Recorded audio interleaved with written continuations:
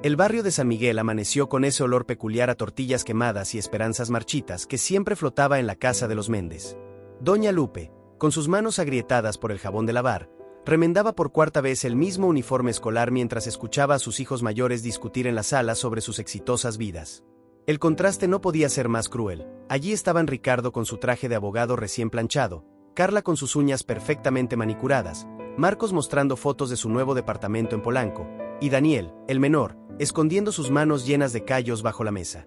Era domingo, el único día que la familia se reunía, aunque cada vez con menos frecuencia. Los hijos exitosos llegaban con sus coches brillantes estacionados lejos de la casa para que el polvo del camino no los ensuciara, cargando bolsas de regalos caros pero vacíos de significado. «Mira, mamá, te traje un jamón serrano de importación», decía Marcos mientras dejaba el paquete sobre la mesa sin siquiera mirar a sus padres a los ojos. Doña Lupe sonreía con tristeza, recordando cómo ese mismo hijo se quejaba de niño cuando solo había frijoles para comer. En la cocina, el ambiente se tensaba. Carla, ahora médica, examinaba los trastes con mirada crítica. «Esto está lleno de bacterias, deberían comprar vajilla nueva», decía con desprecio, ignorando que esos mismos platos habían alimentado su infancia.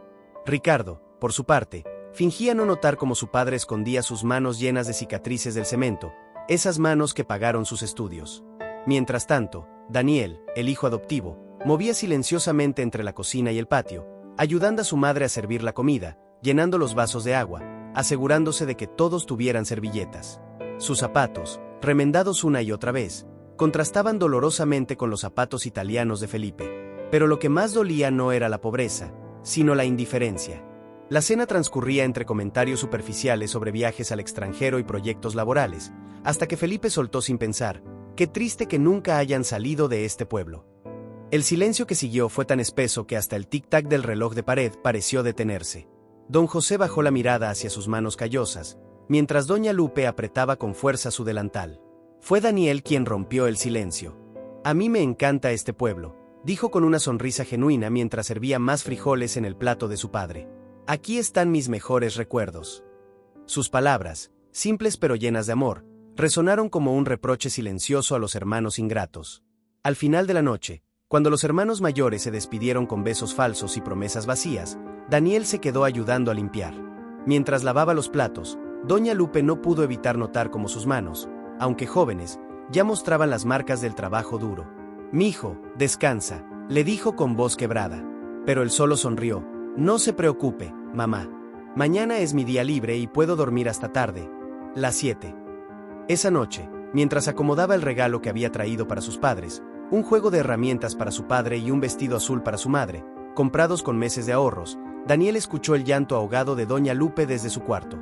«¿Por qué el que no es de mi sangre es el único que nos quiere?», preguntaba entre sollozos a don José. Afuera, la luna iluminaba el camino de tierra por donde habían partido los otros hijos, sus coches dejando nubes de polvo que pronto se asentaron, como si el barrio mismo quisiera olvidar su visita. Daniel miró hacia las estrellas y prometió en silencio que nunca los abandonaría, sin saber que pronto esa promesa sería puesta a prueba. El último acto de esa noche fue la foto familiar que Ricardo insistió en tomar para el recuerdo. Todos posaron sonrientes, pero en sus ojos se podía leer la verdad.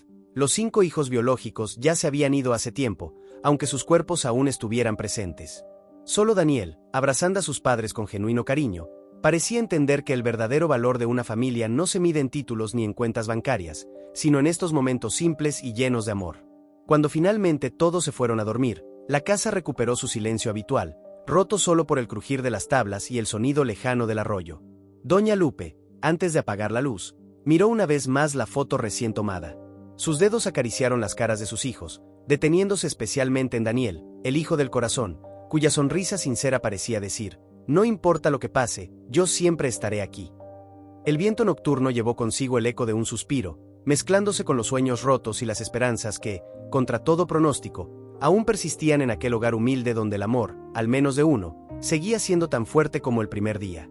El sol de la tarde caía a plomo sobre el tejado de lámina de la casa de los Méndez, calentando el aire hasta hacerlo casi irrespirable. Doña Lupe, con la espalda encorvada después de tantos años de lavar ropa ajena, removía una olla de frijoles mientras el sudor le corría por la frente. En la mesa del comedor, desvencijada y coja, sus 5 hijos mayores discutían animadamente sobre sus logros profesionales, mientras el menor, Daniel, escuchaba en silencio desde un rincón, sus manos callosas jugueteando con el borde de su camisa desgastada. Ricardo, el abogado, ajustaba el cuello de su camisa de diseñador mientras hablaba de su último caso importante. El cliente me pagó 50,000 pesos solo por la consulta, decía con orgullo, lanzando una mirada displicente hacia la humilde sala donde creció. Carla, ahora médica en un hospital privado, mostraba su nuevo reloj de oro mientras se quejaba del tráfico en la ciudad. Es insoportable tener que manejar entre tanto pobre, murmuró, sin darse cuenta, o sin importarle, que sus padres vivían con lo justo. Don José, sentado en su silla favorita, la única que no crujía, observaba a sus hijos con una mezcla de orgullo y dolor. Sus manos, deformadas por años de trabajar con cemento, descansaban sobre sus rodillas como dos testigos mudos de su sacrificio. Notaba cómo Marcos, el ingeniero, evitaba tocar cualquier superficie por miedo a ensuciarse, y como Felipe, el administrador, revisaba constantemente su teléfono último modelo mientras su padre hablaba. La cena fue un espectáculo de contrastes dolorosos. Los platos de cerámica desportillados, heredados de la abuela, sostenían comida sencilla pero preparada con amor. Daniel sirvió a todos antes de tomar su propio lugar, notando cómo sus hermanos apartaban los ojos cuando su madre les ofrecía más tortillas con sus manos envejecidas por el trabajo. Deberían comprar un microondas nuevo, comentó Laura con desdén al ver el viejo electrodoméstico que zumbaba como si fuera a explotar. El que tengo en España tiene pantalla táctil. Doña Lupe asintió con una sonrisa tensa, recordando cómo ese mismo microondas había calentado miles de comidas cuando Laura estudiaba para sus exámenes. El momento más crudo llegó cuando Ricardo, mirando alrededor con evidente incomodidad, preguntó: ¿Cuándo van a arreglar esta casa? Se ve, bueno, ya saben. El silencio que siguió fue tan espeso que se podía cortar con cuchillo. Daniel, viendo cómo su padre bajaba la mirada hacia sus zapatos rotos, sintió un nudo en la garganta. Para mí está perfecta, dijo con firmeza mientras tomaba la mano de su madre. Aquí tenemos todo lo que necesitamos: un techo, comida y el amor de nuestra familia.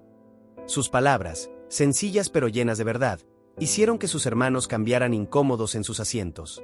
Al terminar la comida, mientras los demás se apresuraban a despedirse, Marcos alegando una reunión importante, Felipe una cita romántica, Daniel se quedó limpiando en silencio. Doña Lupe lo observaba mientras lavaba los trastes, notando cómo sus hombros, aunque delgados, cargaban con un peso que ninguno de sus otros hijos había conocido. Ya descansa, mijo, le dijo con voz quebrada, acariciando su mejilla. Mañana es tu único día libre. Daniel sonrió, mostrando esos ojos llenos de bondad que nunca habían aprendido a mentir. Pero qué mejor manera de pasar mi día libre que ayudándoles a ustedes, ¿no? Esa noche, cuando finalmente la casa quedó en silencio, Doña Lupe se dejó caer en la cama junto a don José. ¿En qué nos equivocamos?, preguntó entre lágrimas. Su marido, hombre de pocas palabras, solo pudo abrazarla mientras miraba la foto familiar en la pared, esa donde los 5 primeros hijos sonreían para la cámara, mientras Daniel, en un segundo plano, abrazaba a sus padres con un amor que no necesitaba palabras. Afuera, el viento movía las hojas secas del patio, arrastrándolas hacia el arroyo donde terminaban todas las cosas olvidadas. Y en su rincón del patio techado, Daniel miraba las estrellas a través de los agujeros en la lámina, soñando con un día poder darles a sus padres todo lo que se merecían, sin saber que ya les estaba dando lo más valioso, su corazón entero. El invierno llegó a San Miguel con un frío que calaba hasta los huesos. La casa de los Méndez, siempre llena de corrientes de aire, parecía gemir bajo el peso de los años.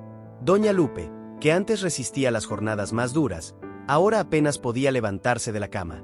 Una tos seca y persistente le sacudía el pecho, mientras don José, con sus propias rodillas desgastadas por el trabajo, intentaba cuidarla entre dolores silenciosos.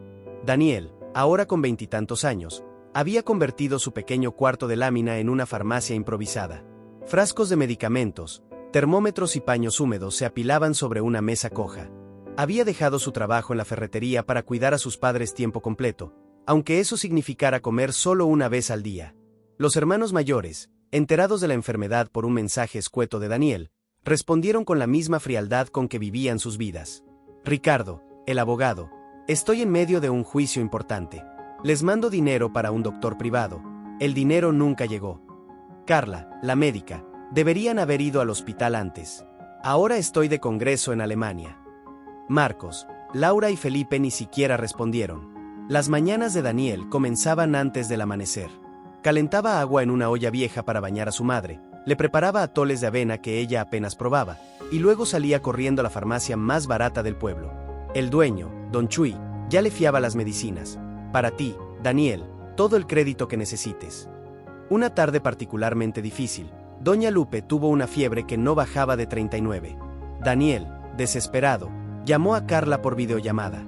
Cuando finalmente contestó, su hermana apenas miró a la cámara mientras daba instrucciones mecánicas. Aplícale paños húmedos. Si sigue así en 2 horas, llévala al hospital. Detrás de ella se veía un lujoso hotel. ¿Estás en un viaje?, preguntó Daniel con voz quebrada. Sí, es nuestro aniversario. Ah, y no llores, que eso no ayuda en nada. Don José, sentado en el rincón más oscuro de la habitación, apretó los puños hasta que los nudillos le palidecieron. No era el dolor de sus articulaciones lo que lo hacía temblar, sino la rabia contenida al ver a su esposa morir lentamente mientras sus propios hijos la ignoraban. La noche que doña Lupe empeoró, Daniel corrió bajo la lluvia hasta la casa del doctor Morales, el único médico del pueblo que todavía hacía visitas a domicilio. El anciano médico llegó con su maletín gastado y, tras examinarla, susurró a Daniel lo que ambos ya sabían: no hay mucho tiempo. Fue entonces cuando Daniel hizo lo impensable. Tomó el teléfono que apenas usaba y grabó un mensaje de voz para sus hermanos. Mamá se está muriendo. Si quieren verla con vida, vengan ahora. Su voz no era un reproche, sino una súplica. Solo Ricardo apareció, 3 días después, cuando ya era demasiado tarde. Llegó con traje negro y zapatos brillantes, justo para el velorio. Al ver el cuerpo de su madre en ese ataúd sencillo, algo se quebró dentro de él. Yo no sabía que estaba tan mal, balbuceó. Daniel, de pie junto al féretro con los ojos secos de tanto llorar, solo pudo responder: si lo sabías, hermano. Todos lo sabían. En el pequeño cementerio de San Miguel, mientras los demás lloraban por apariencia, Daniel se arrodilló junto a la tumba fresca y prometió en voz baja: no los dejaré solos, mamá. Yo me quedo. Esa misma noche, cuando los pocos asistentes se habían ido, don José encontró a Daniel durmiendo agotado en el suelo de la cocina, abrazado a la vieja foto familiar donde todos sonreían sin saber lo frágil que era el amor. El anciano albañil, que había levantado tantos muros en su vida, finalmente dejó caer las lágrimas que había contenido por décadas. Se arrodilló junto a su único hijo verdadero y le acarició el caverno, murmurando: perdónanos, mijo, no merecemos tu amor. Afuera, la luna llena iluminaba el camino vacío por donde los otros hijos se habían marchado, llevándose consigo todo menos el peso de su propia indiferencia. Y en el silencio de la noche, el viento parecía susurrar una verdad que todos menos uno habían olvidado: que las familias no se hacen con sangre, sino con presencia, no con palabras, sino con actos, no con riquezas, sino con el simple, doloroso y hermoso acto de quedarse cuando todos los demás se van. El tiempo pasó con pesadez en la casa de los Méndez después de la muerte de doña Lupe. Don José, que antes era una montaña de fuerza, ahora parecía un árbol seco que el viento podía derribar en cualquier momento. Daniel, convertido en su sombra, lo cuidaba con una devoción que conmovía hasta los vecinos más duros. Mientras tanto, los hermanos mayores seguían con sus vidas perfectas, como si el dolor no fuera con ellos. La gota que derramó el vaso fue el cumpleaños 75 de don José. Daniel había juntado monedas durante meses para comprarle un suéter nuevo y hacer una pequeña fiesta. Preparó mole con pollo, el platillo favorito de su padre, e invitó a los hermanos. Nadie llegó. Ricardo envió un mensaje diciendo que tenía una junta importante. Carla ni siquiera contestó. Esa noche, mientras don José miraba su plato sin hambre, Daniel no pudo contener las lágrimas. Perdón, papá, dijo con la voz quebrada. Yo sé que no es lo mismo sin ellos. Don José, con un hilo de voz, respondió lo que llevaba años callando: mijo, tú eres más familia que todos ellos juntos. El invierno siguiente fue cruel. Don José cayó enfermo con la misma tos que se había llevado a su esposa. Daniel, desesperado, vendió lo poco que tenía para pagar los medicamentos, su bicicleta, la radio, hasta la chamarra que le abrigaba en las madrugadas frías. Dormía en una silla junto a la cama de su padre, despertando cada 2 horas para darle agua o ajustarle las cobijas. Una madrugada particularmente fría, don José llamó a Daniel con urgencia. Trae el baúl de abajo de la cama, le pidió con una voz que ya no sonaba como la suya. Dentro había un sobre amarillento y una llave. Es para ti, dijo mientras le apretaba la mano. Todo es para ti. Don José murió al amanecer, con Daniel abrazado a él como un niño pequeño. Su último suspiro fue una palabra: gracias. El día del funeral, por primera vez en años, los 5 hermanos aparecieron juntos. Llegaron en carros de lujo, con ropa negra recién comprada para la ocasión. Sus miradas buscaban algo en la casa humilde que ya no estaba allí. Fue el abogado de pueblo, el señor Rivas, quien reunió a la familia para leer el testamento. Los hermanos se sentaron expectantes, calculando mentalmente el valor del terreno. La sorpresa fue mayúscula cuando escucharon: dejo mi casa y todas mis pertenencias a mi hijo Daniel Méndez, quien me cuidó con amor hasta el último día. Ricardo saltó indignado: eso no puede ser legal. El abogado, con una mirada de desprecio, continuó: para mis otros 5 hijos, dejo esta carta. Doña Lupe la había escrito antes de morir. Hijos míos, si están leyendo esto, es porque al fin vinieron. Demasiado tarde, como siempre. Les dimos educación, les dimos amor, les dimos todo. Ustedes solo nos dieron vergüenza y abandono. Daniel, el que ustedes menospreciaron, fue nuestro verdadero hijo. Ojalá algún día encuentren en sus corazones el amor que nunca nos demostraron. Sus padres, José y Guadalupe Méndez. El silencio que siguió fue más elocuente que cualquier reproche. Laura rompió a llorar. Marcos salió corriendo. Felipe, el siempre seguro de sí mismo, se derrumbó en una silla. Daniel, en lugar de celebrar su herencia, les tendió la mano una última vez. Esta casa siempre será su hogar, si alguna vez lo necesitan.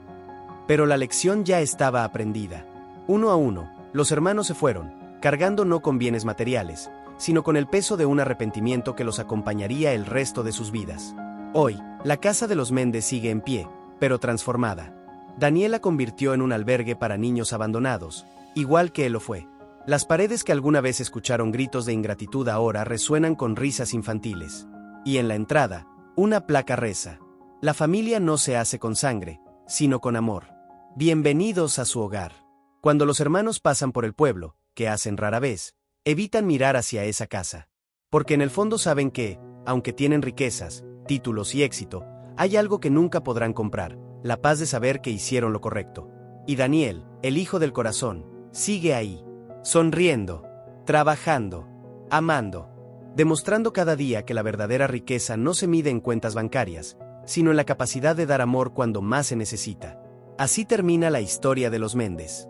O más bien, así comienza. Esta historia pudo terminar con amargura, pero terminó con gracia, como el Evangelio. Aunque fue rechazado, Daniel ofreció perdón. Aunque fue lastimado, él reconstruyó. Que nosotros, como él, amemos como Cristo nos amó. En esto conocerán todos que son mis discípulos, si se aman los unos a los otros. Juan 13:35. Que nuestras vidas sean un testimonio de que el amor verdadero, el que sirve, perdona y permanece, es el único que realmente transforma historias. Destellos y ahora permanecen estas 3 cosas: la fe, la esperanza y el amor. Pero la más grande de ellas es el amor. 1 Corintios 13:13, destellos.